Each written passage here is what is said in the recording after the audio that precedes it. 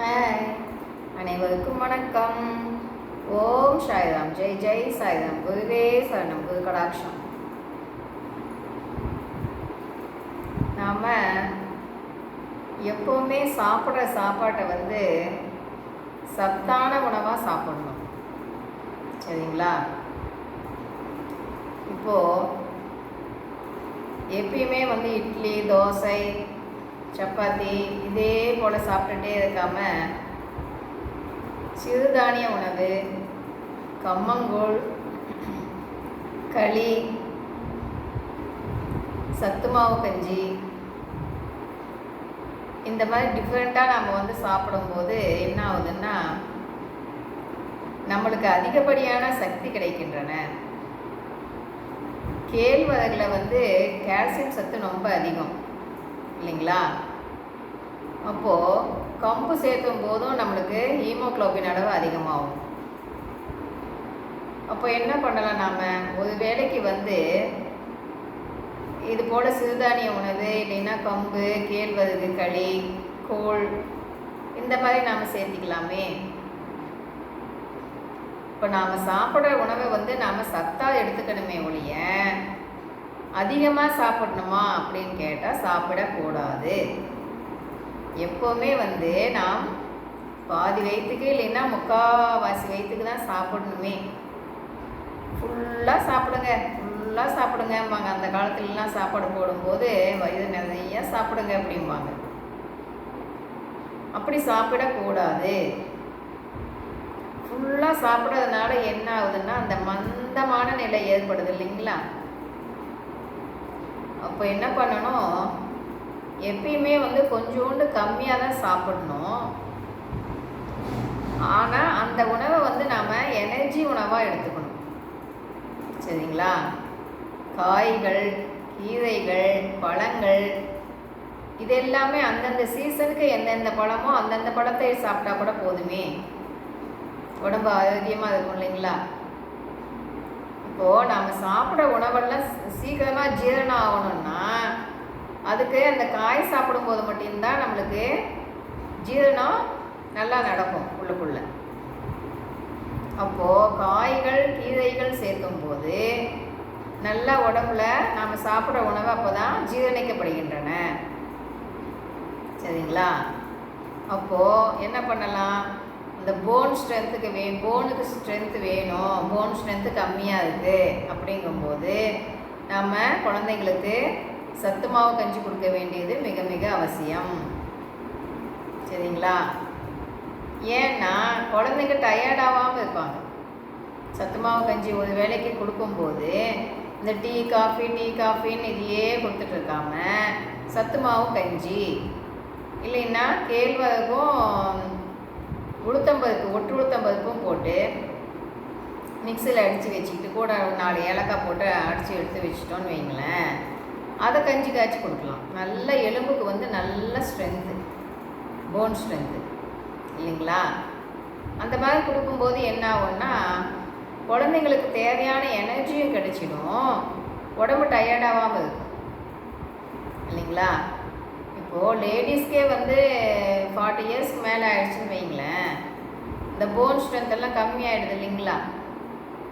அப்போ என்ன பண்ணலாம், உளுத்தங்கஞ்சி, கேழ்வரகு, உளுந்து ரெண்டையுமே போட்டு கஞ்சி காய்ச்சி குடித்தாலும் உடம்புக்கு நல்ல ஸ்ட்ரென்த்து கிடைக்கும் இல்லைங்களா?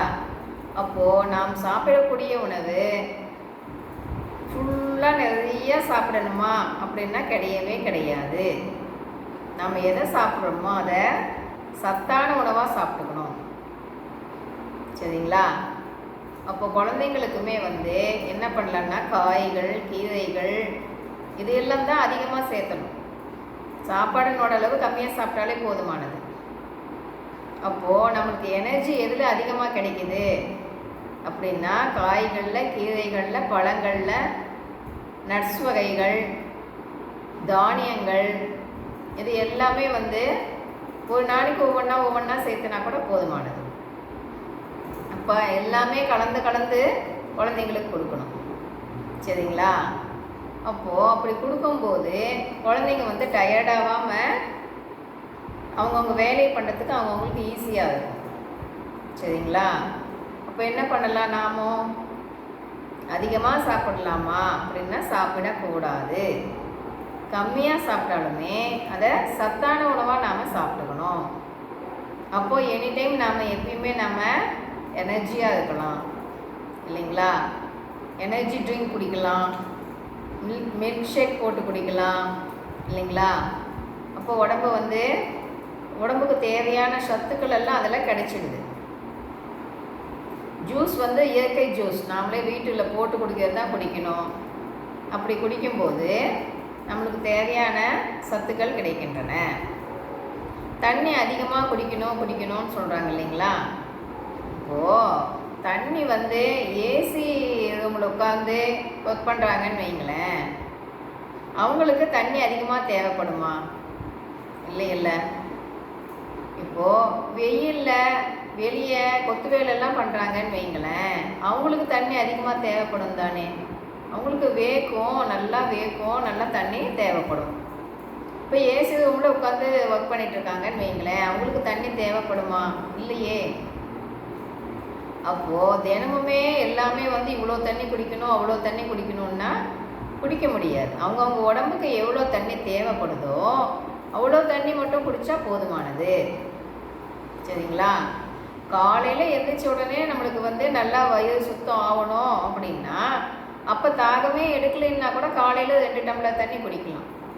லைட்டாக வெதுப்பாக சூடு பண்ணி 2 டம்ளர் தண்ணி குடித்தோன்னு வைங்களேன், வயிறு நல்லா ஃபுல்லுமே நல்லா சுத்தமாகும். இப்போது டிச்சிலேயே நல்லா குப்பையெல்லாம் தேங்கி கிடக்குது இல்லைங்களா? இப்போ மழை வரும்போது என்ன ஆகுது, சுத்தமாக அந்த டிச்சியெல்லாம் அடிச்சிட்டு போய் நல்லா சுத்தமாக ஆகிடுது இல்லைங்களா? அதை போல் நாமளும் காலையில் நல்லா தண்ணி 2 டம்ளர் தண்ணி குடிக்கும்போது நம்மளுக்கு வயிறு நல்லா சுத்தமாகிறதுக்கு நல்லா அது யூஸ்ஃபுல்லாக இருக்குது தண்ணி. சரிங்களா? காலையில் 2 டம்ளர் தண்ணி குடிக்க வேண்டியது மிக மிக அவசியம். உடம்பு அப்போ தான் சுத்தமாகும். சரிங்களா?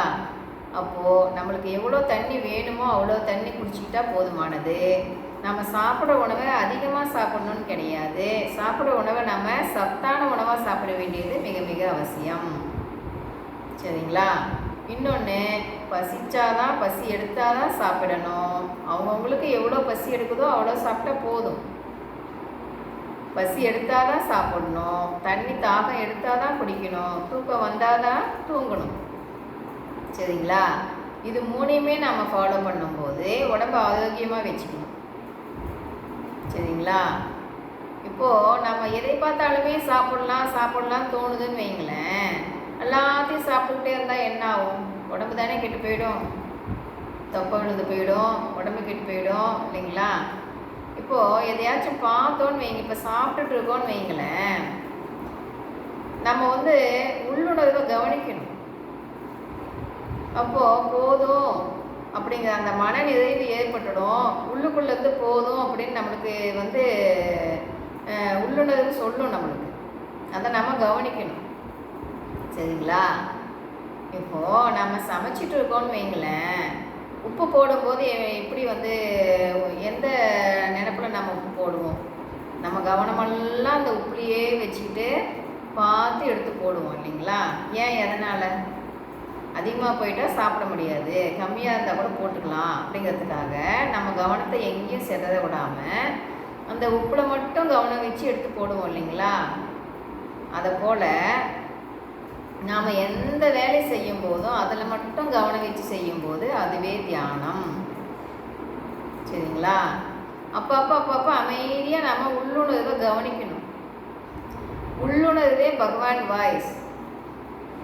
பகவான் உள்ளுக்குள்ளே இருந்தே சொல்லுவார், உணர்வு மூலிமா நம்மளுக்கு சொல்லுவார். அதை நம்ம கவனிக்கணும்.